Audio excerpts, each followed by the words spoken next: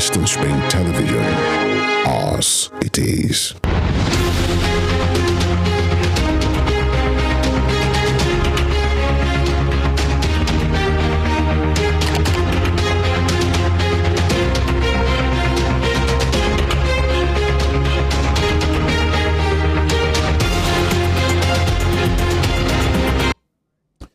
Good evening and welcome to Spring Global on Western Spring Television. Now the headlines. Court nullifies candidacy of Abia Governor-elect Dr. Alex Otti and all Labour Party candidates in Abia and Kano states. G7 leaders agree to stiffen sanctions against Russia, reduce reliance on trade with China. Syria President Bashir al-Assad welcomed back into the Arab League after more than a decade of isolation. My name is Tunde Ido. We begin with legal matters where Justice Mohammed Yunusa of the Federal High Court sitting in Kano has nullified the candidature of the Abia State Governor-elect Dr. Alex Otti and all the candidates of the Labour Party in Abia and Kano State. A copy of the judgment delivered by the court was made available to newsmen today. The court ruled that their emergence was not in compliance with the provisions of the 2022 Electoral Act as it failed to submit its membership register to the Independent National Electoral Commission (INEC) within 30 days before their primaries.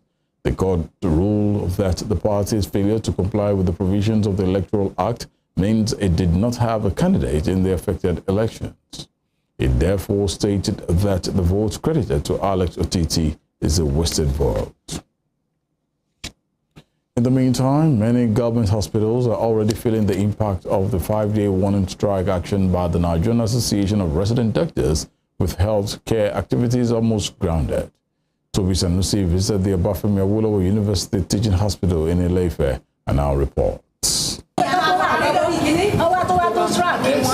The complex of the Obafemi Awolowo University Teaching Hospital, OAUTCH, Ile-Ife, Osun State, was short of its regular operations in the wake of the strike action declared by the National Association of Resident Doctors, NARD. In compliance with the strike action, resident doctors at the OAUTCH clamped down on their operations, even as many of the few patients left at the hospital were not attended to.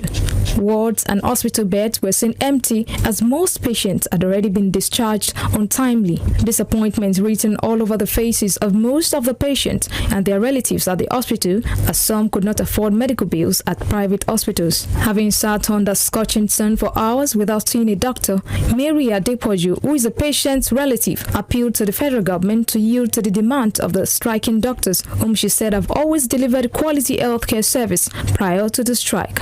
Kótó di pọ́n strike à ń dá wọn lóhùn àwọn òṣìṣẹ́ tó ṣe pọ́n ní ìdí owó kán bá ní sẹ́tù wọn torí pé kò wu àwa náà tó ṣe pé àwa síbí àwa pé kán bá ní dóòlà àwọn ẹ̀mí ọmọ àti àwọn aláboyún ni tí strike yìí kọ̀ràn kankan torí àwọn òṣìṣẹ́ yẹn wọ́n káràmásìkì wọ́n sì ń try ṣùgbọ́n owó wọn kán sẹ́tù wọn torí tó bá jẹ́ pàwọ́ náà ni ẹni tó bá fọmọ sí skul tí ó bá sanwó léèwé sọ́gà ọmọ sùkúù ṣe yọ ọkọ gbogbo náà la nílò ìrànlọ́wọ́ kánjọ kan ṣàánú wa. Among many, some of the demands of the resident doctors include 200% increase in the consolidated medical salary structure of the current gross salaries, implementation of CONMES, and withdrawal of the bill seeking to compel medical and dental graduates to render a 5-year compulsory service in Nigeria before being granted full license to practice.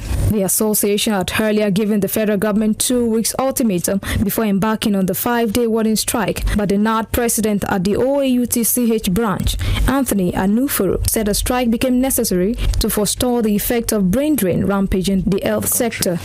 About some 3-4 months ago, there was an agreement reached with the Ministry of Health, and we had expected that the document, the circular containing a policy on how this replacement will be done, should be out by now. But to today, I'm not aware there's anything to that effect. We plead with them to show understanding and also solidarity with us because we are fighting for the improvement in health service delivery.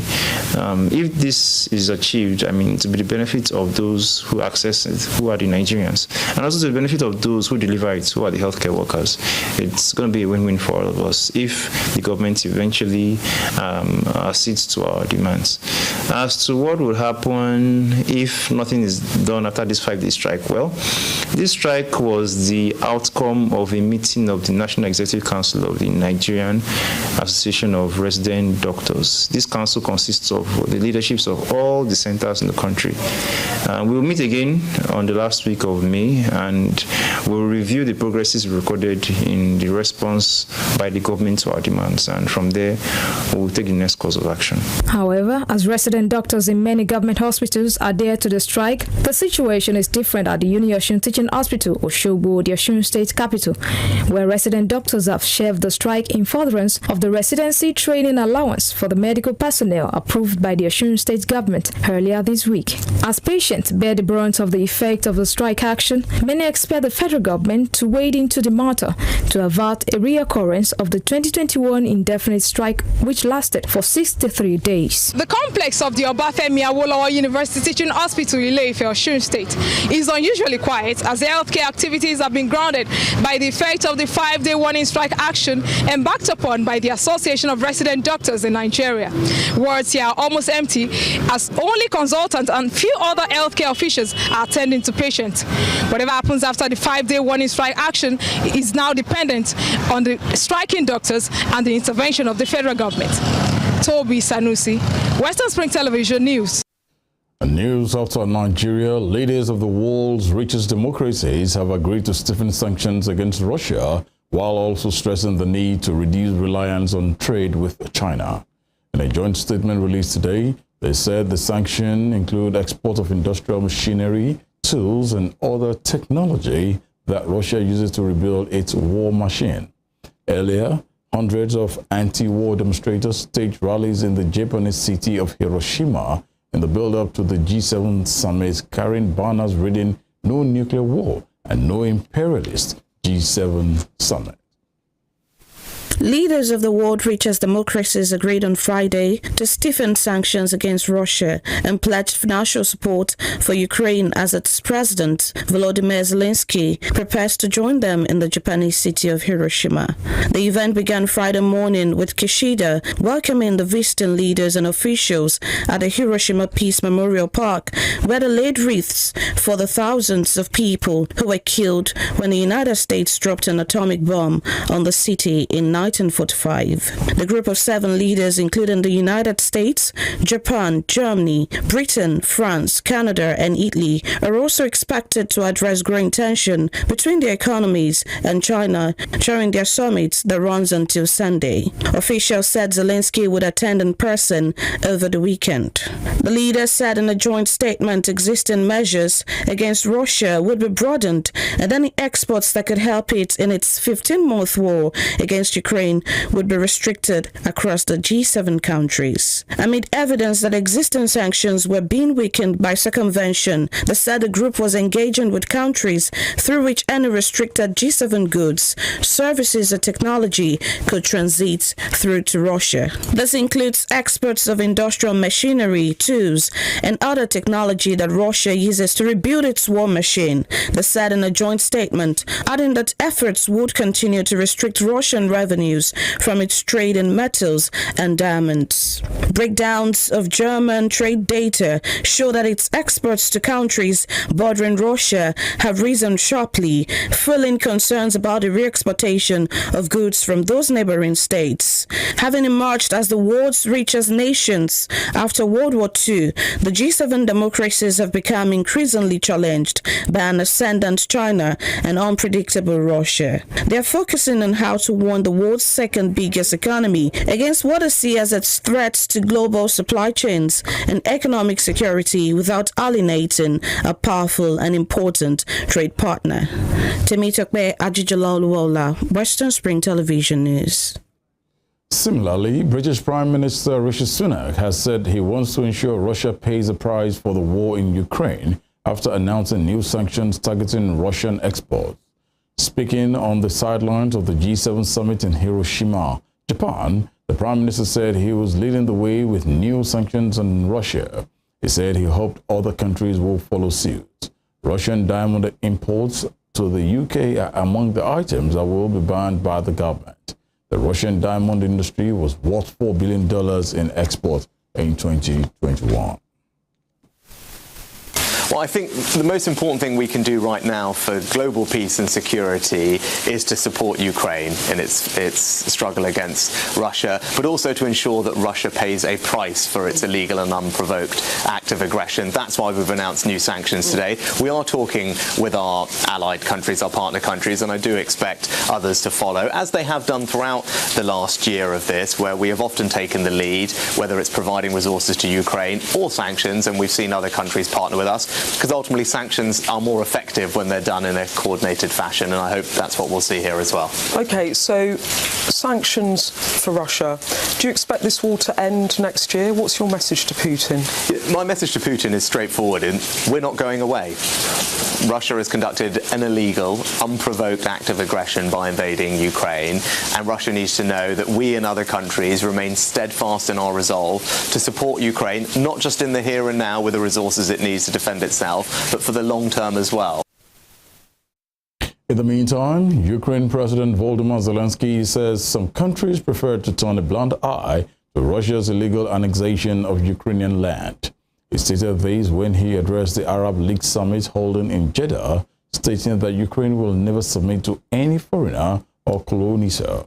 Mr. Zelensky said Ukrainians never chose the war, urging leaders to take an honest look at the current situation.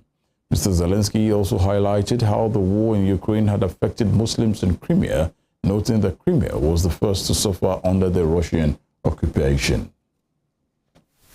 Invaders and anyone who defends children of his nation from enslavement, every such warrior is on the path of justice. And I'm proud to represent such warriors and the entire Ukrainian people. Ukrainians has never chosen the war. Our troops didn't go to other lands. We do not engage in annexations and plunder of other nations' resources, but we will never submit to any foreigners or colonizers. That's why we fight, and I'm sure all your nations will understand this, our main emotion, and I'm also sure all your nations will understand the main call I want to leave here in Jeddah, a noble call to all of you to help protect our people, including Ukrainian Muslim community. With me here, Ukrainian Muslim community. With me here is the Honorable Mustafa Dzhemilev, the leader of the Crimean Tatar people, one of the indigenous peoples of Ukraine, whose home is Crimea, the center of Muslim culture in Ukraine. For centuries, the Crimean Tatar have been and should remain an integral and strong part of the Muslim community of the world. But Crimea was the first to suffer from the Russian occupation. Russian Prime Minister Mikhail Mishustin will visit China on Tuesday and Wednesday, Beijing's foreign ministry and the Kremlin have confirmed. The Chinese Foreign Ministry's spokesperson Wang Wenbin in a statement said Mr. Mishustin will pay an official visit to China at the invitation of Premier Li Qiang of the State Council. While the Kremlin added that the Russian-Chinese cooperation in trade and economic spheres will be discussed, it disclosed that particular attention will be given to industry, energy, transport, infrastructure, and agriculture, noting that a number of agreements were expected to be signed. The Kremlin also said Mr. Mishustin will visit Shanghai during his visit, where he will speak at a Russian-Chinese business forum. Meanwhile, Wagner founder Yevgeny Prigozhin has said the city of Bakhmut was unlikely to fall to his mercenary forces in the next 2 days as fighting raged around Ukrainian soldiers holed up in a makeshift fortress in the south of the city. The Ukrainian city of Bakhmut is in ruins after months of intense fighting between Ukrainian and Russian forces who call it the meat grinder. Mr. Prigozhin said in a voice message posted on Telegram that Bakhmut has still not been taken and was unlikely to be taken either tomorrow or the day after. Russia has been trying to capture Bakhmut since last summer in the longest and bloodiest battle of the war, but Ukrainian defenders have held out. Moving on, protesters held banners saying "You are not welcome" at Tbilisi Airport in Georgia as the first direct flight for almost 4 years arrived from Russia.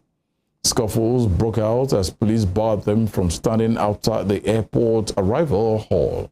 The Azimuth airline plane arrived at 13:20 local time, days after getting the green light from Georgia's Civil Aviation Authority. Georgia's government welcomed the return of direct flights from Russia, with the chairman of the governing Georgian Dream Party saying the beneficiaries of the move are Georgia citizens. But most Georgians oppose the government's move to allow flights, and more than 100 Georgian organizations say it was a direct sabotage of the country's aspiration to join the EU. The apparent thaw in relations comes after President Vladimir Putin signed a decree ending Moscow's unilateral ban on direct flights imposed in response to mass anti-Russia protests in Tbilisi in 2019. Russia and Georgia fought a war in 2008, and 20% of Georgia's internationally recognized territory remains under Russian occupation.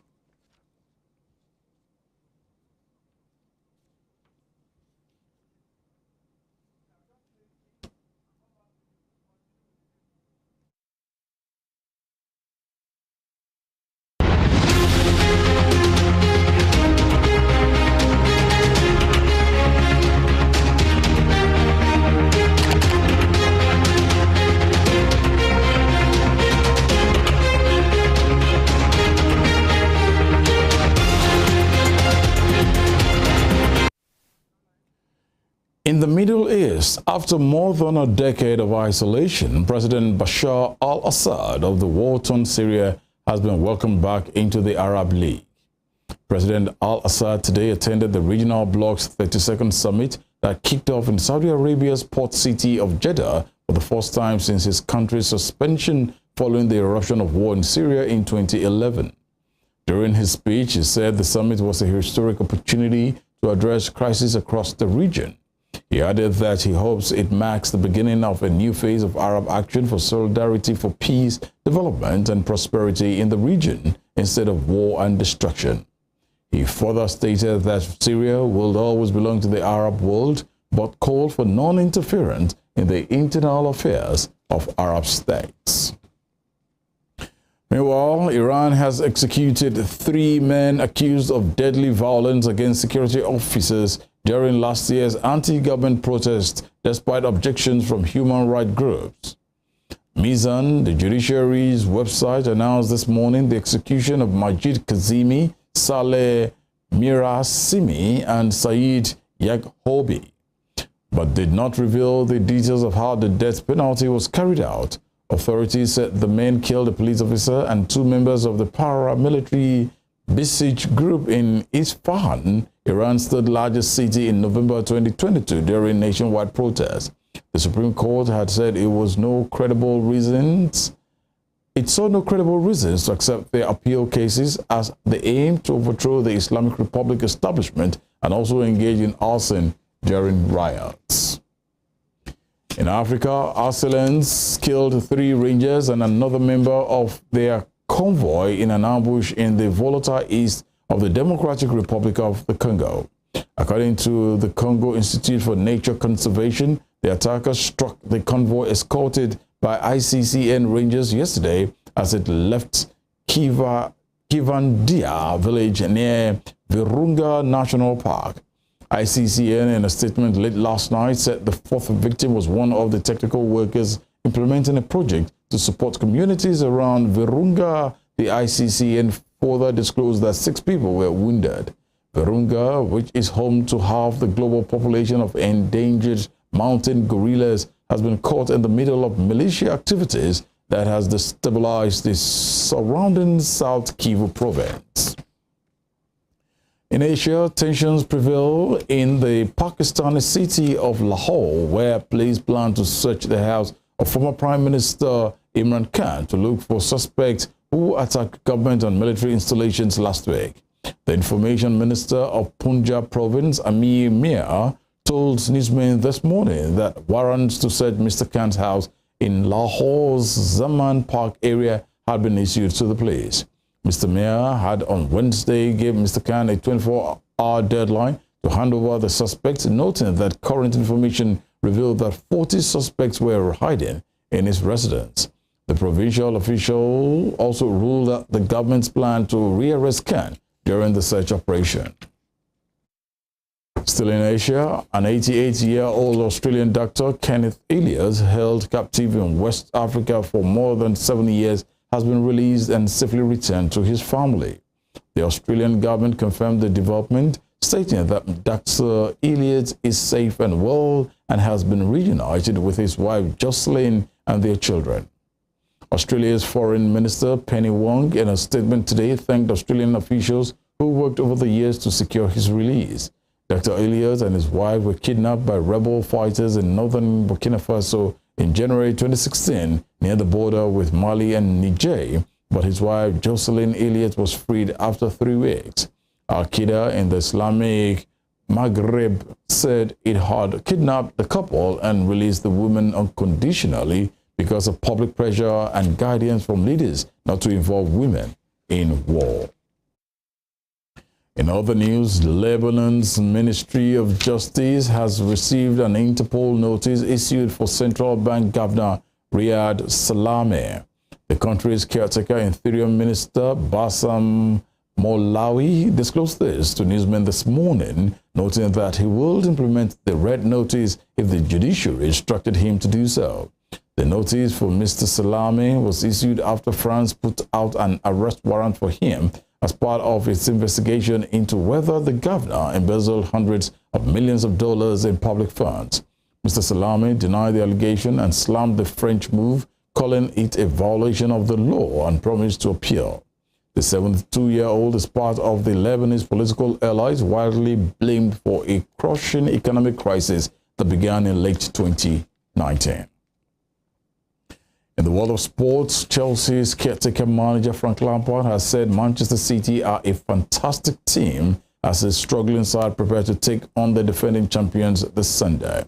Lampard, speaking in his pre-game press conference, said credit has to be given to them for their consistency, adding that they are coming very close to becoming the greatest team.